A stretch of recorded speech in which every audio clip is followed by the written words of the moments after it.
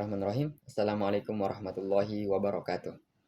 Alhamdulillahil karimir rahman, 'allamal Qur'an, khalaqal insan, 'allamahul bayan. Asyhadu an la ilaha illallah wa asyhadu anna Muhammadan abduhu wa rasuluh. Allahumma shalli ala Muhammad wa ala ali Muhammad. Subhanaka la ilma lana illa ma 'allamtana innaka antal alimul hakim. Allahumma ati nufusana taqwaha wa zakkiha anta khairu man zakkaha, anta waliyuha wa maulaha. Teman-teman sekalian, pada video kali ini kita akan membahas tentang sejarah Khilafah Utsmaniyah. Kita mulai dengan mengetahui asal-usulnya. Khilafah Utsmaniyah didirikan pada awal abad ke-14 dan berlangsung hingga awal abad ke-20. Nama Utsmaniyah diambil dari pendirinya, Osman I, yang mendirikan negara kecil di Anatolia. Dari situ kekaisaran ini berkembang melalui penaklukan militer dan aliansi strategis. Osman I adalah penguasa pertama Kekaisaran Utsmaniyah dan pendiri dinasti Utsmaniyah.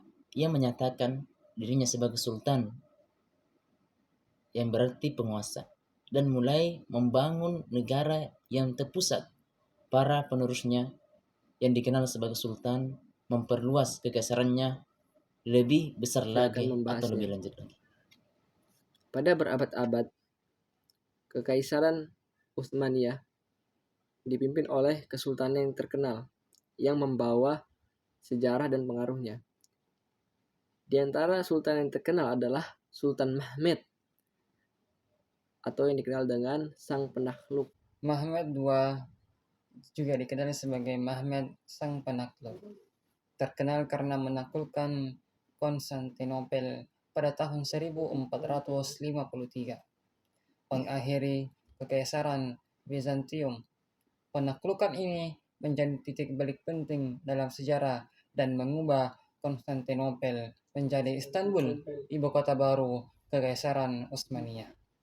Sultan lain yang penting adalah Sulaiman yang Agung, juga dikenal sebagai Sulaiman yang Maha Pemurah.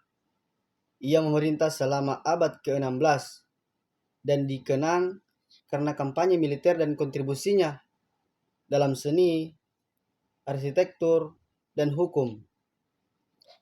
Pemerintahannya sering dianggap sebagai zaman keemasan Kekaisaran Utsmaniyah. Sekarang, mari kita bicarakan tentang beberapa peristiwa penting dalam sejarah Khilafah Utsmaniyah. Nah, teman-teman sekalian, salah satu peristiwa yang mencolok dalam sejarah Khilafah Utsmaniyah adalah pengepungan Wina pada tahun 1863. Pada saat itu, Khilafah Utsmaniyah berusaha untuk merebut kota Wina, namun akhirnya gagal. Ini menandai penurunan kekuasaan Kekaisaran Utsmaniyah di Eropa. Pada abad ke-19, Kekaisaran Utsmaniyah mengalami reformasi. Reformasi ini dikenal dengan Tamzimat, yang dimana reformasi ini bertujuan untuk memperbarui Kekaisaran Utsmaniyah, seperti memperkenalkan kesetaraan hukum, pendidikan, dan administrasi yang tepat. Namun, reformasi ini tidak cukup untuk menahan penurunan kekaisaran yang akhirnya turun. Terakhir, tidak sampai pada awal abad ke-20 dan gerakan pemuda Turki. Pemuda Turki adalah sekelompok reformisi yang berusaha memodernisasi kekaisaran lebih lanjut dan membentuk pemerintahan konstitusional pada tahun 1908. Mereka berhasil menggulingkan sultan dan membentuk monarki konstitusional. Namun konflik internal dan tekanan eksternal akhirnya menyebabkan pembubaran Kekaisaran Utsmaniyah setelah Perang Dunia I.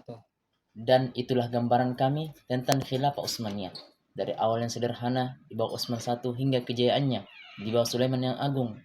Kekaisaran ini memainkan peran penting dalam membentuk sejarah Timur Tengah dan Eropa. Ia meninggalkan warisan budaya dan arsitektur yang abadi yang masih menginspirasi hingga saat ini.